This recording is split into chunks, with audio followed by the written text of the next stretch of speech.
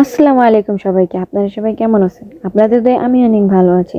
আজকে আমি আপনাদের সাথে শেয়ার করব আমার মেয়েকে আমি দুপুরে কি খাওয়াই বা কি খাওয়ালাম সেটাই আপনাদের সাথে আমি শেয়ার করব।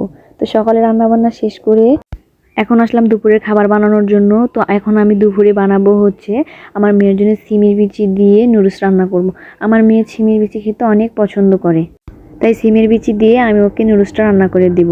এভাবে রান্না করে দিলে ওর সিমের বিচিটাও খাওয়া হবে, সাথে নুডলসটাও খাওয়া হবে আর ডিমটাও খাওয়া হবে। তো এখানে আমি রান্না করার জন্য একটু নুডলস, সিমের বিচি আর হচ্ছে একটা ডিম নিয়ে নিয়েছি।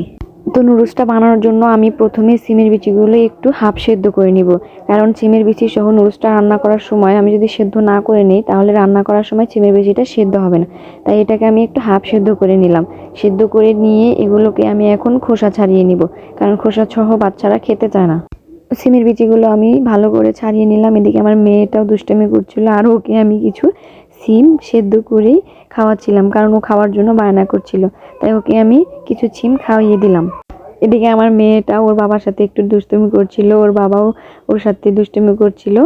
এই তো আমার মেয়ে খেয়ে এইটুকু সিম অবশিষ্ট আছে, আমি এইটুকু দিয়ে ওকে নুডলসটা রান্না করে দিব। তো আমি এখানে ফ্রাই প্যানে পেঁয়াজ, একটা কাঁচামরিচ আর হচ্ছে কিছুটা ঘি দিয়ে দিলাম। ঘিটা দিয়ে আমি একটু ভালোভাবে নাড়াচাড়া করে তারপরে এখানে আমি অল্প একটু সরিষার তেল দিয়ে দিব, কারণ ওকে আমি বেশি সয়াবিন তেল দিই না। আমি ঘি অথবা সরিষার তেল দিয়ে ওকে খাবারটা আমি বানিয়ে দিই, যেটা স্বাস্থ্যের জন্য অনেক ভালো, কারণ বাচ্চাদের গ্যাসের সমস্যাটা একটু বেশি হয়। এই তো পেঁয়াজগুলো একটু ভালো করে ভাজা ভাজা হয়ে গেলে এখানে আমি একটি ডিম দিয়ে দিলাম। ডিমটা দিয়ে ভালোভাবে নাড়াচাড়া করে ভালোভাবে ভেজে অল্প একটু নুডলস দিয়ে দিলাম, যাতে এখানে সিম আর ডিমের পরিমাণটা বেশি থাকে আর নুডলসটা যেন কম থাকে, আর ও যেন খেয়ে মজা পায়। বাচ্চারা এক খাবার বারে বারে খেতে চায় না, আর সে খাবার যদি একটু ভালো না হয় তাহলে তো সেটা আরও খেতে চায় না।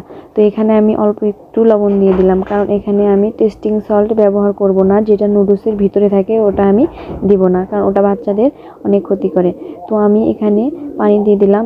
এদিকে রান্না শেষ না হতেই আমার মেয়েটাও ঘুমিয়ে যায়, আর এই তো আমার রান্নাটাও প্রায় হয়ে গিয়েছে। আমি রান্না করতে করতে আমি টেবিলটাও ভালোভাবে পরিষ্কার করে নিলাম।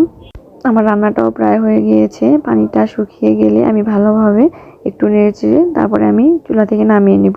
তো চুলার জালটা আমি একটু লো করে দিয়ে এই তো পানিটা শুকিয়ে গেলে এখন আমি একটু হালকা ভেজে তারপরে আমি এটাকে নামিয়ে নিব। পানিটা শুকিয়ে গেলে আমি বেশিক্ষণ এটাকে রান্না করব না, একটু নেড়ে চেড়ে হালকা পানি পানি থাকলে আমি এটাকে নামিয়ে নিব। নুডলসটা নামানোর 1 ঘন্টা পর আমার মেয়ে ঘুম থেকে উঠে তারপরে আমি ওকে খাবারটা খাইয়ে দিলাম। আমার মেয়ে খাবারটা অনেক মজা করে খেয়েছে। তো আপনাদের কাছেও কেমন লাগলো আমার ভিডিওটা আপনারা অবশ্যই জানাবেন। ভালো থাকবেন। আসসালামু আলাইকুম।